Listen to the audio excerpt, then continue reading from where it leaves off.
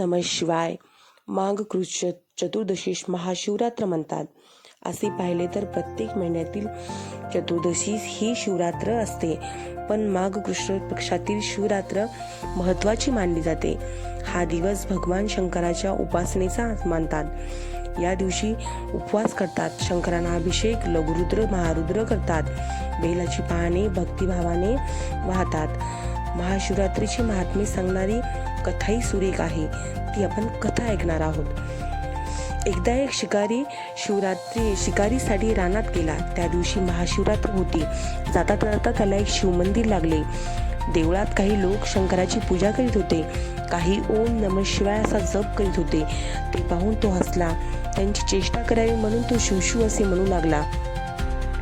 त्यामुळे त्याच्याकडून नकळत शिवोपासना घडू लागली. तो रानात आला. त्या तळ्याकाठी असणाऱ्या बेलाच्या झाडावर तो शिकारीसाठी बसला. त्याच्या डोळ्यासमोर पानाची झुपके येऊ लागले. त्यामुळे त्याला सावट नीट दिसत नव्हते, म्हणून त्याने ती पाने तोडून खाली टाकायला सुरुवात केली. योगायोगाने त्या झाडाखाली शंकराची पिंड होती. त्यावर बेलाच्या पानाचा अभिषेक सुरू होता. राधाच्या हातून नकळत शिवोपासना घडत होती. तेवढ्यात हळूहळू हरणाचा एक कळप तेथे पाणी पिण्यासाठी आला.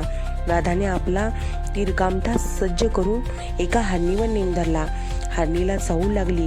ती सावध झाली आणि कळकळून व्याधाला म्हणाली, हे व्याधा, थोडा थांब. मला आत्ताच मारू नकोस. माझी मुले बाळे वाट पाहत असतील. मला त्यांना भेटू दे. मी पुन्हा येते, मग तू मला खुशाल मार. हरणीचे हे शब्द ऐकून व्याध जोराने हसला आणि म्हणाला, वा, काय पण सांगते आहे म्हणे. मी परत येईन. हातात आलेली शिकार सोडून द्यायला मी काही मूर्ख नाही. माझी पोरं बाळ उपाशी ठेवून तुला सोडून देऊ आणि तुझ्यावर विश्वास ठेवू? व्याधा, मी खरंच सांगते, माझ्यावर विश्वास ठेव.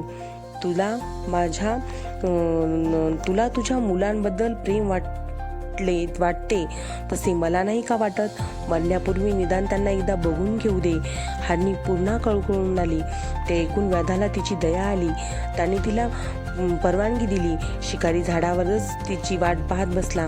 रात्रभर खायला काहीच न मिळाले. त्याला उपवास घडला. वेळ जायला काहीतरी उद्योग हवा म्हणून तो बेलाची पाने तोडून खाली टाकत होता व ती शिवलिंगावर पडत होती. दुसऱ्या दिवशी ती हरणी आपल्या परिवारासह तेथे परत आली. ते पाहून व्याधाला आश्चर्य वाटले. रात्रभर घडलेल्या उपवासाने त्याचे मन भरून विचार करू लागले. यामुळे हरणीच्या प्रामाणिकपणाचे त्याला कौतुक वाटले. त्याच्या मनात चांगल्या भावना निर्माण होऊ लागल्या. प्रकाश आल्यावर अंधार जसा नाहीसा होतो, त्याप्रमाणे शुद्ध चांगल्या भावनांच्या निर्मितीमुळे तिची हत्या करण्याचा विचार नाहीसा झाला. हे मनाची शिव म्हणजेच कल्याणकारी विचार प्रगट होताच भगवान शंकर त्याच्यावर प्रसन्न झाले. व्याधाला व हरणीच्या परिवाराला त्यांची विमानात बसवून स्वर्गात नेले. रात्रीच्या वेळी आकाशात हे मृग नक्षत्र दिसते. त्याच्या शेजारी व्याधाची एक तेजस्वी चांदणी लुकलुकत असते. त्याचे तेज मोठे मनमोहक आहे. अशी ही कथा आहे. ही कथा तुम्हाला कशी वाटली? लाईक, शेअर आणि सबस्क्राईब नक्की करा. आणि तुम्हा सर्वांना महाशिवरात्रीच्या खूप खूप शुभेच्छा.